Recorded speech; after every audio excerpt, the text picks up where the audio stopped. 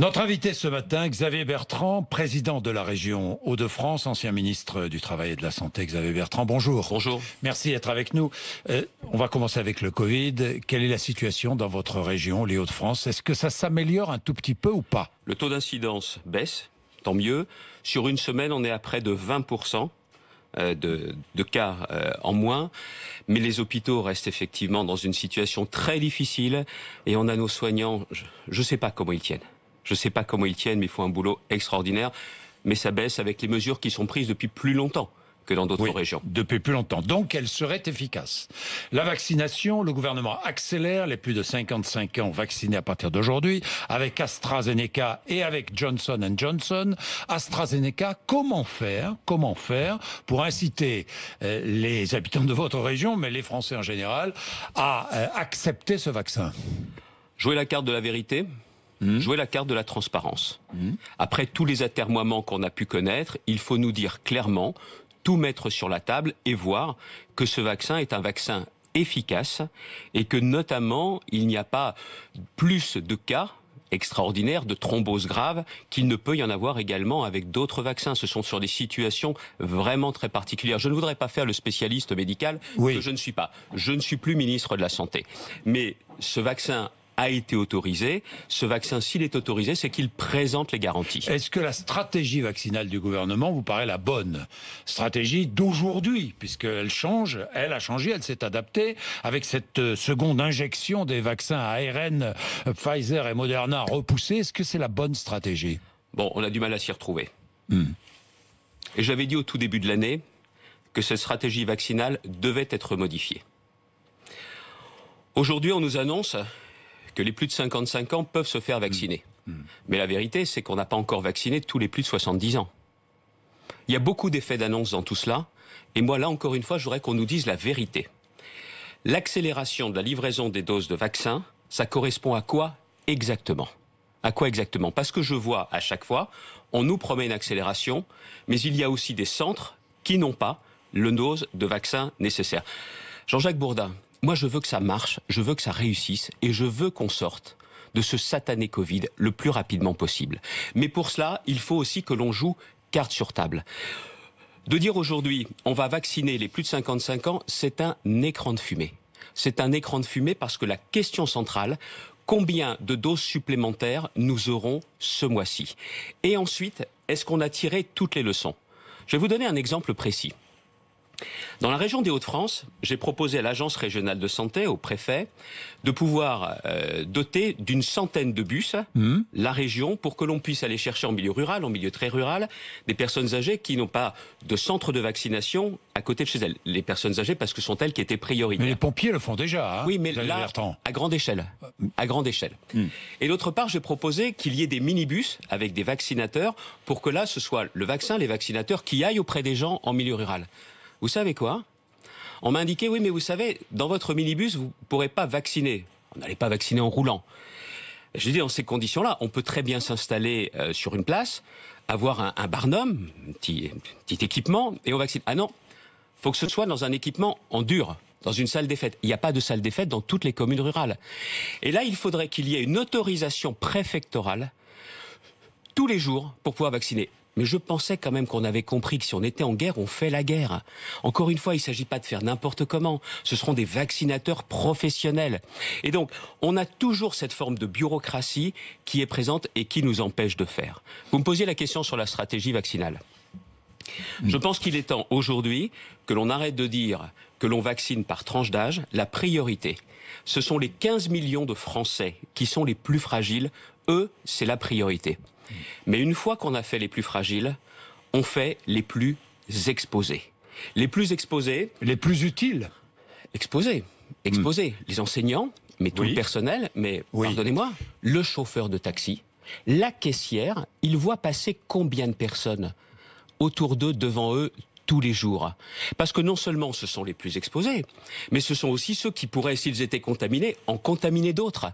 Donc si l'on veut casser toute cette chaîne, il y a les plus fragiles, il y a maintenant les plus exposés. Ces invisibles, donc tous vous ces demandez salariés... ce matin un changement de stratégie et vous demandez ce matin à ce qu'on arrête cette stratégie, est-ce qu'on arrête de protéger finalement les plus fragiles? Non, je viens de vous dire, les plus fragiles en premier. Oui, les plus fragiles, mais 15 derrière, millions de personnes. vous dites ouvrons la vaccination aux plus exposés. Aux plus exposés. Et il sera aussi très important que l'on propose aux étudiants qu'ils voudront de pouvoir eux aussi être vaccinés pour qu'ils puissent reprendre les cours en présentiel. Tous ceux, Jean-Jacques Bourdin, qui ne peuvent pas télétravailler, tous ceux qui côtoient du monde, tous ceux qui en rentrant chez eux présentent plus de risques parce qu'ils ont vu du monde. Cela, il faut leur proposer la vaccination dès que les plus fragiles auront été vaccinés. Bien, je vais vous parler des autotests. Un mot sur ce qui a alimenté la polémique pendant toute une semaine. Peut-être trop, mais c'est un autre débat. Déjeuner dans un restaurant clandestin vous paraît très légal? Bien sûr que non. Je vous dis ça parce que c'est ce que explique Brice Hortefeux. Ça vous paraît très légal, non? Non. Bon. La règle doit être la même pour tout le monde. Les restaurants sont fermés. On sait ce que ça représente comme traumatisme pour les restaurateurs, aussi pour l'art de vivre à la française. Oui. Parce que c'est ça que ça représente, la règle, la même pour tous. Alors, je vais vous parler justement de la visibilité du calendrier de reprise. C'est important pour les Français. Autotest en vente aujourd'hui dans les pharmacies. Enfin. Devrait-il être vendu dans les grandes surfaces? Bon, moi j'ai un principe, c'est considéré comme un dispositif médical. Du conseil en la matière, c'est bien. Et pour le conseil, les pharmaciens, c'est bien. Bon, donc pas de grande surface, pas comme en Allemagne. Devrait-il être remboursé par Vous avez la réponse pourquoi on a attendu aussi longtemps? Non. Vous l'avez? Ben moi non plus. Non mais on est toujours en retard d'un truc. On est toujours en retard. C'est depuis décembre aux États-Unis. En Allemagne et dans d'autres pays, c'est avant. Je ne comprends pas pourquoi sur ces sujets-là, moi j'ai des amis qui sont à l'étranger et qui m'expliquent qu'ils s'autotestent comme ça régulièrement. Mais Carrefour en avait commandé je ne sais combien de centaines de milliers. Mais ils ne peuvent pas. Ils ne peuvent pas les vendre dans leur grande surface. On est toujours en retard. Est-ce que vous préservez le lobby des pharmacies? Non, mais le problème n'est pas là. C'est pourquoi on a autorisé si tard à avoir des autotests en France. Et compte tenu du prix des autotests, je pense notamment que pour les familles qui ont des difficultés, ça a été fait pour les masques. Je pense qu'il faut absolument garantir l'accès à ces autotests et que les autotests soient aussi prioritaires notamment pour les établissements scolaires pour la réouverture. Alors justement, 2 tests par semaine et par élève, par enseignant également dans les lycées. Vous allez organiser cela dans votre région? On nous a dit que ça devait être le cas déjà depuis plusieurs semaines. Et quand je demande, parce que on a aussi décidé, nous avons la propriété des lycées de pouvoir le faire, j'attends toujours, ça se fait. Mais pas de façon massive et pas à grande ampleur. La visibilité, la reprise, est-ce que vous demandez plus de visibilité dans le calendrier de reprise? Parce que j'ai vu quand même, je résume, ce qui va être fait, ce que j'ai lu. Nous verrons bien. Cinéma-théâtre, 1 tiers de la capacité dès la mi-mai, 2 tiers mi-juin, normal en juillet. Les hôtels, salles de petit déjeuner fin avril, les restaurants, bars, fin mai, terrasses ouvertes 50% à l'intérieur, fin juin, même protocole qu'en septembre. Ça vous va? C'est insuffisant? Le plus tôt possible. C'est clair? Le plus tôt possible. Oui. Le plus tôt possible. Le retour à la normale. On a besoin de sortir de ce tunnel. On a besoin de retrouver le fait de se retrouver ensemble. Et qu'il n'y ait pas cette différence entre les commerces essentiels et les commerces non essentiels. Quand on fait ses courses, de voir aujourd'hui qu'il y a encore des rayons où il y a Rubalis qui est là, on ne peut pas accéder et autres. Il faut que l'on puisse reprendre cette activité. Et on ne m'empêchera pas de dire que cette distinction entre commerce essentiel et non essentiel, je la comprends toujours pas. Quand vous rentrez dans un commerce indépendant à 2 ou 3 personnes, les risques de contamination sont plus importants que dans une grande surface? Vous connaissez la réponse. Nos lieux de culture. Pourquoi avoir attendu dans ces musées? Nous n'avons plus les touristes. Pourquoi ne pas avoir accordé des créneaux, tiens, pour les étudiants notamment? Il n'y a rien de plus facile que de réserver des créneaux horaires en fonction du nombre de personnes que vous pouvez accueillir, notamment dans un musée. Le plus tôt possible. Rien n'est simple. Vous ouvririez si vous étiez en charge de...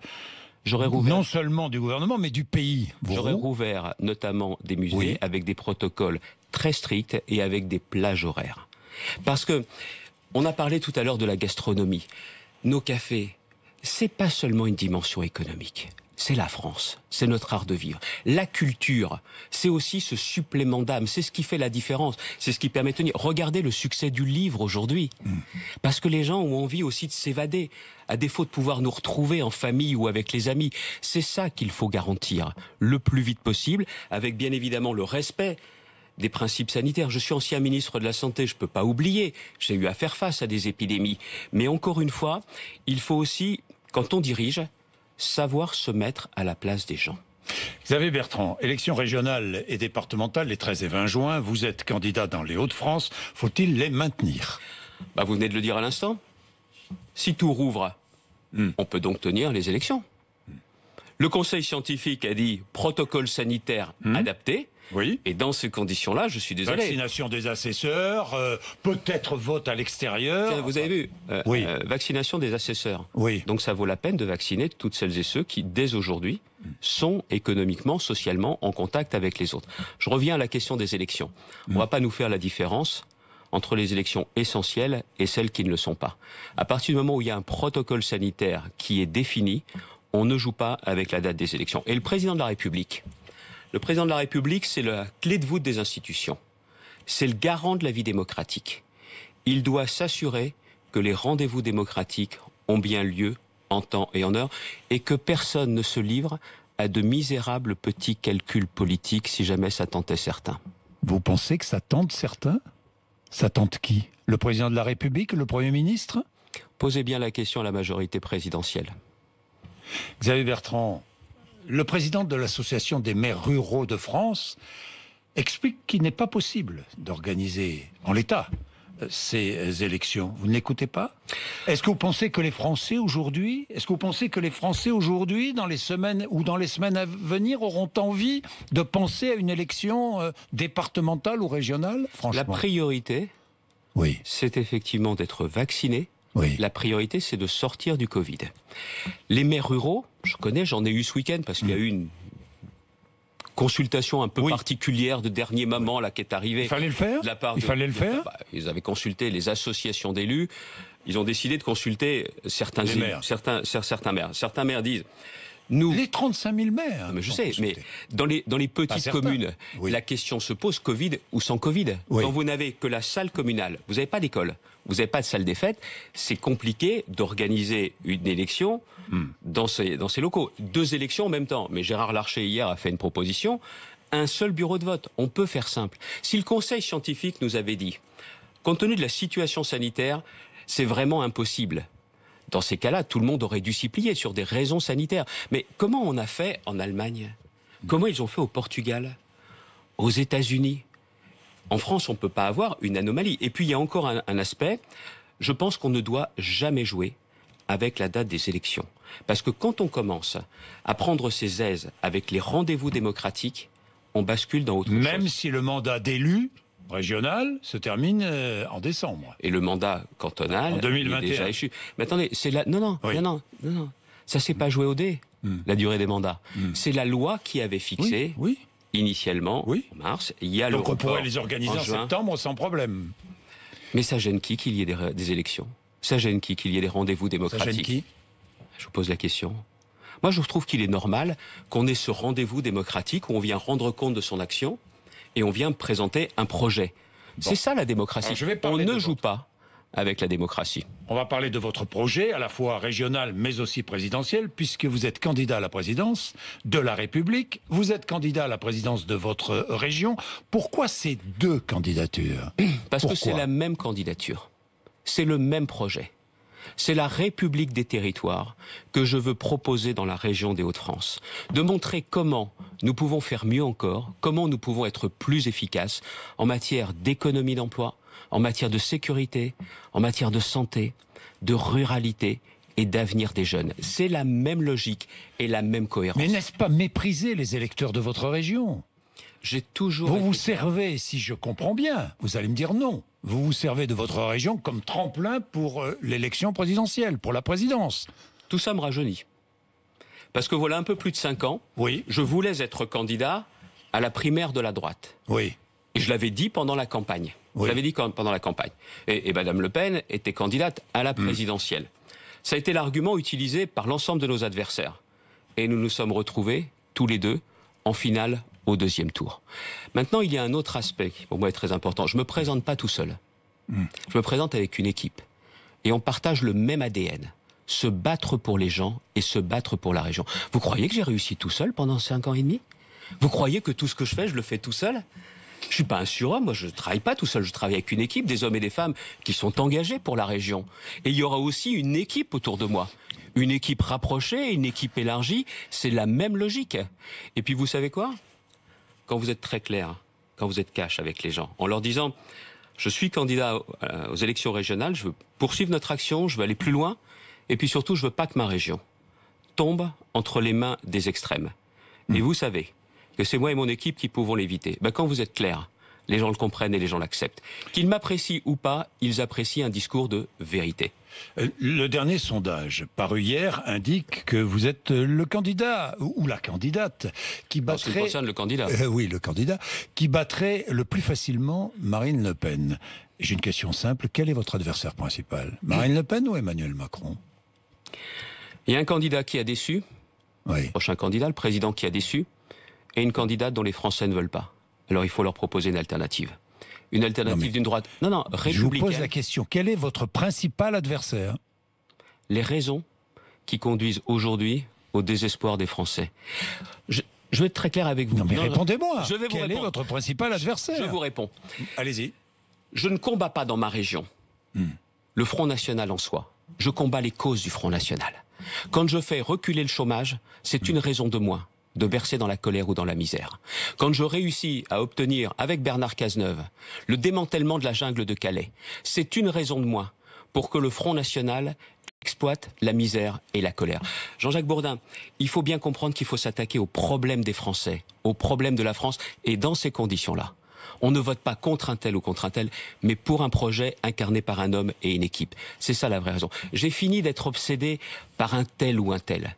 Je suis obsédé par la résolution des problèmes de notre pays. Alors je complète ma question. Si vous êtes troisième au premier tour, au second tour, pour qui votez-vous ? Emmanuel Macron ou Marine Le Pen ? Vous croyez que je suis candidat à l'élection présidentielle ? Pour terminer troisième ? Pour terminer troisième. Mais ça peut arriver ? Ça peut arriver ? Mais je pense qu'aujourd'hui, ce qui est marquant, oui. Il y a 80% des Français qui ne veulent plus du duel Macron-Le Pen. Parce qu'ils savent que ça conduira à une nouvelle impasse, ils savent que ça conduira justement à une crise. Donc, et ils ont besoin besoin d'espoir. Marine Le Pen et Emmanuel Macron, vous ne choisissez pas. J'ai pris mes responsabilités en 2017. Vous ne choisissez pas. En 2017, oui. J'ai été très clair. Je dois être l'un des seuls responsables politiques de la droite républicaine à être allé à la télévision pour dire très clairement que l'on aime ou pas Emmanuel Macron, je ne voulais pas que Madame Le Pen soit élue. J'ai pris mes responsabilités. Mais mes responsabilités aujourd'hui, c'est de me porter candidat, de présenter un projet et de présenter aussi les conditions pour l'emporter. Vous voulez que je vous dise ? Oui. Vous me réinviterez si vous voulez. Bien sûr. Le duel Macron-Le Pen au deuxième tour, il n'aura pas lieu. Bien, pas de primaire pour vous. S'il y a une primaire à droite, il y aura un candidat ou une candidate. Est-ce que vous maintiendrez votre candidature ? Oui. Quoi qu'il arrive. Quoi qu'il arrive. Même s'il y a un autre candidat à droite. Les Républicains, par exemple. Pourquoi pas ? Ils savent également. Vous avez quitté. Ils savent également. Oui. Qu'il n'y a pas 36 candidatures qui peuvent l'emporter. C'est la question aussi de la stratégie. Moi, je propose un projet qui est sur le rétablissement de l'autorité, qui est sur la valeur travail et sur cette République des territoires qui est un changement profond. Mais vous êtes un candidat, de société. C'est pas moi qui le dis, je vous coupe, parce que je vais venir à votre projet. Mais c'est Bruno Retailleau qui dit, mais Xavier Bertrand, c'est un candidat à l'eau tiède. C'est un candidat qui manque de charisme, qui manque d'autorité. Cette droite-là dit ça de vous, vous le savez. Ceux qui me connaissent oui. savent qu'on est très loin de la vérité. Ceux qui me connaissent savent bien exactement qui je suis. Et l'enjeu de cette élection, c'est de montrer aux Français qui je suis, d'où je viens, ce que je veux faire avec eux et pour eux. Tout le reste, tous les propos qu'il y a avant, tiens d'ailleurs, vous le confirmez, regardez, les primaires ou autres, c'est justement à chaque fois les arguments les uns contre les autres. J'ai pas envie de parler des autres candidats. Vous n'en voulez pas. Non, mais attendez, Bruno Retailleau, je leur proposerai de les rassembler et de travailler avec moi dans une équipe de rassemblement où il y aura des gens de LR, mais il n'y aura pas d'ailleurs que des gens de LR. Et encore une fois, vous me posiez la question, regardez-moi bien, ma détermination, elle n'est pas à géométrie variable. Bien, Xavier Bertrand, parlons de la réindustrialisation de la France. Vous faites des propositions ce matin dans les Échos. Alors, je pose le problème à la lumière de ce qui se passe aux États-Unis avec le plan Biden, qui est un plan considérable, 2200 milliards en 8 ans, 500 pour l'industrie américaine. Ils font un effort considérable. L'Europe est en train de prendre du retard alors que la Chine a déjà démarré. Vous proposez une baisse, très forte baisse des impôts de production, 33 milliards d'euros, une baisse de 50% des impôts de production. Pourquoi et comment financez-vous ? Parce que je veux que l'on redevienne une grande nation industrielle. Nous l'avons été, nous ne le sommes plus. Nous sommes passés derrière l'Italie, derrière l'Espagne, je ne parle même pas de l'Allemagne. Or, l'industrie, c'est de l'emploi. Un emploi dans l'industrie, 2 emplois dans l'économie. C'est de la cohésion sociale. Les salaires dans l'industrie sont plus élevés que la moyenne des salaires. Et puis également, l'industrie, c'est ma république des territoires. C'est-à-dire que l'industrie, c'est de l'aménagement du territoire. Une usine, un atelier, c'est pas forcément dans le cœur des métropoles. C'est au contraire dans les villes moyennes, dans ces communes rurales. Donc ça correspond tout à fait au projet que je veux porter, avec cette idée de relancer l'emploi, de créer de la valeur, et puis aussi surtout de réaménager le territoire national français. C'est la même logique. Sauf que derrière ça, faut pas faire semblant. Si c'est pour faire un petit bout de baisse d'impôts de production, un petit bout par-ci, un petit bout par-là, ça ne marche pas. Tout ça, c'est de la com et ça ne marche pas. Il faut s'en donner les moyens. L'époque des demi-mesures, c'est terminé. Donc, n'est-ce pas le François Fillon de 2022 ? Je propose très clairement de mettre le paquet sur la baisse des impôts de production parce qu'aujourd'hui, il va y avoir dans les 5 ans qui viennent des projets massifs d'investissement industriel de par le monde, notamment sur les fameuses innovations, les technologies de rupture. Elles vont regarder quels sont les pays qui sont prêts à les accueillir, ces industriels, ces investissements. Or, derrière cela, moi ce que je veux, c'est que la France ait toutes ses chances dans cette compétition. Et vous avez aujourd'hui, que ce soit en Europe ou ailleurs, des pays dans lesquels vous travaillez plus, où les gens sont moins payés, notamment au sein de l'Europe. On ne travaille pas assez en France ? Je pense sincèrement qu'il nous faudra libérer le travail, mais attention. Ça veut dire quoi, libérer le travail ? Libérer le travail, je me méfie de ces mots. Libérer le travail, ça veut dire quoi ? Ça veut dire qu'on revient sur les 35 heures ? Ça veut dire qu'on travaillera plus ? Ne me faites pas perdre le fil de l'industrie, et je vous réponds en quelques instants, et j'y reviendrai Terminez dans avec quelques l'industrie, parce que le temps passe, allez-y. On travaille déjà en France un peu plus que 35 heures, mais moi je ne suis pas de ceux qui vous disent, si vous travaillez plus, vous ne gagnerez pas plus. L'augmentation du temps de travail, si elle se décide dans certaines activités, c'est forcément avec une augmentation de la rémunération. Donc c'est je peux y revenir plus. Travailler plus pour gagner plus, quoi. Voilà. Oui. Voilà. Mais je peux revenir sur la question industrielle. Allez-y. Les clés.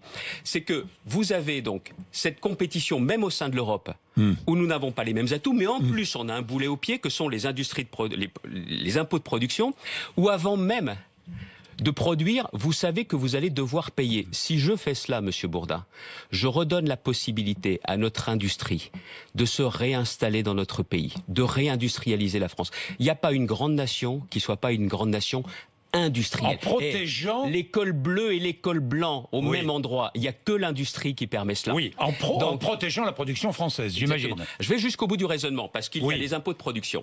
Il y a la mise en place d'un crédit d'impôt production pour les investissements. Comme le crédit d'impôt recherche. En plus du crédit d'impôt recherche. Et puis il y a autre chose. Je l'ai expérimenté dans ma région, parce que la région des Hauts-de-France est une région qui, depuis des années, est à nouveau aux premières places pour attirer les investissements industriels internationaux. Ce que je veux faire dans le pays, et pas seulement dans ma région, c'est d'avoir pour tout projet industriel, que ce soit un projet d'implantation ou un projet d'extension, une task force où on puisse diviser par 2 les délais d'installation et d'implantation. Que le préfet, avec les élus, puisse adapter la règle nationale, que l'on puisse aussi, pour tenir compte des enjeux industriels, avoir sur les bâtiments classés, avoir sur les autorisations, sur les fouilles archéologiques, la possibilité d'aménager la loi. J'ai souvent été confronté à des projets en Belgique ou en Allemagne. C'est pas la météo qui fait qu'ils vont plus vite que nous. C'est tout simplement parce qu'il nous faut décentraliser nos procédures, accélérer, parce que derrière, il y a de l'emploi. Et vous avez parlé de Biden. Et vous avez parlé de Biden. De Biden, oui. Il est temps aussi que l'Europe sorte de la naïveté ou de l'égoïsme de certains pays. Vous savez quoi, avec les États-Unis, ce sont nos amis. Il est temps d'engager un bras de fer. Parce que les États-Unis, comme la Chine, ont décidé notamment de mettre le paquet sur leur industrie. Mais derrière, il y a un sujet. C'est que nos marchés publics à nous, c'est ouvert à tout vent, Alors que Donc chez il faut eux, les protéger. c'est fermé. Il est temps de mettre en place les mêmes systèmes de réciprocité. De En disant, on ne réciprocité. peut pas pénétrer vos marchés publics, pas de problème. Alors vous Ne pénétrez pénétrez pas les nous. Mais regardez le spatial. Vous croyez que la NASA, Oui. avec SpaceX, il leur déroule pas le tapis Xavier rouge, Bertrand, faisant la même chose avec Ariane Espace. Il me reste 2 minutes. J'ai 2 questions qui sont très importantes. Le financement, vous dites on fera des efforts sur la dépense publique. Oui, très bien. Mais quels efforts? Dépenses publiques. Encore une fois, je vous ramène à François Fillon, parce que ça avait marqué. C'était quoi? C'était 100 milliards d'euros. Je me rappelle d'économies sur la dépense publique. Vous imaginez avec ce qui s'est passé après? 2 premiers engagements que je prends. Oui. 2 premiers. Oui. Aujourd'hui, les prélèvements obligatoires, les impôts et taxes dans notre pays, Oui. près de 45%, 44,7%. Donc vous baissez les impôts.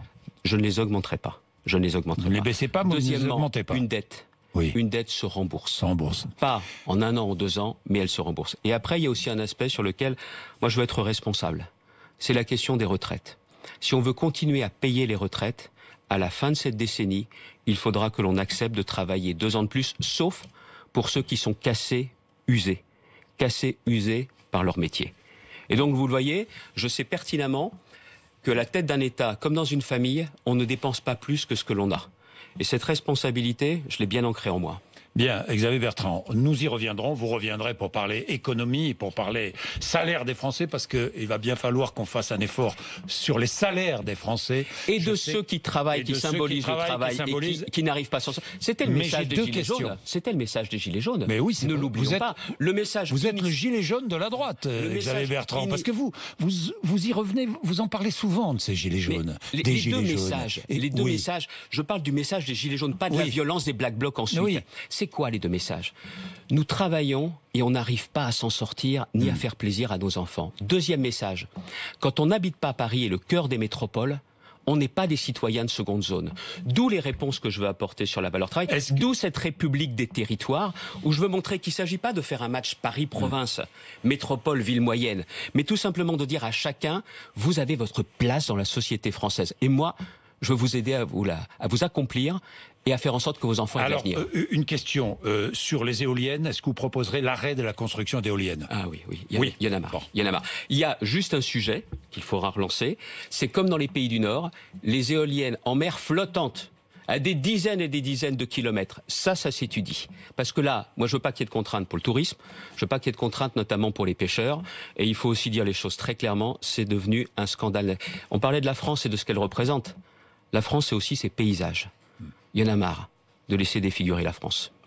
Merci Xavier Bertrand. On aurait pu parler du nucléaire aussi, parce que vous défendez ardemment le nucléaire. Il faut lancer sans attendre 2023. Bien. Sans attendre 2023. Nous en reparlerons. Merci d'être venu nous voir ce matin sur RMC BFM TV.